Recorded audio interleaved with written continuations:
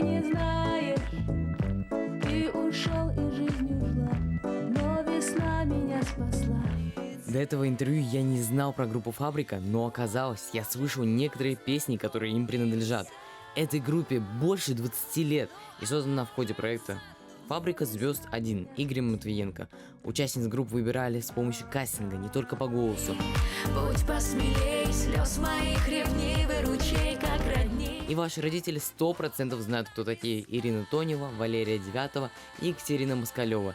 Это участницы группы «Фабрика». Они выступали в Уфе, и мне даже удалось взять у них интервью. Скажу по секрету, это то интервью, которое будет интересно послушать каждому фанату музыки 2000-х годов. Что вы делаете, чтобы избавиться от волнения перед выходом на сцену?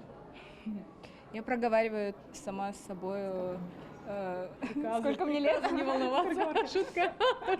А у нас, вы знаете, это волнение, оно же такое схоже с адреналином, схоже с просто вот таким предвкушением. Оно правильное волнение, то есть мы с ним ничего не делаем, мы его просто испытываем и восхищаемся, и наслаждаемся им даже.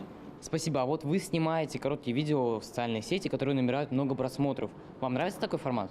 Ну, не скажу, если честно, что мне это нравится, потому что это вырабатывает клиповое мышление, но, тем не менее, все в балансе. Мне кажется, что иногда поскроллить ленты, посмотреть такие короткие видео, это прикольно, почему бы нет.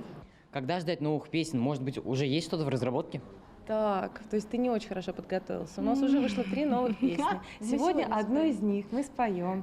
Замечательный конкурс автора Игоря Игоревича Матвиенко. Породил очень много песен, очень открыл много талантливых авторов. Специально? Для горы новостей.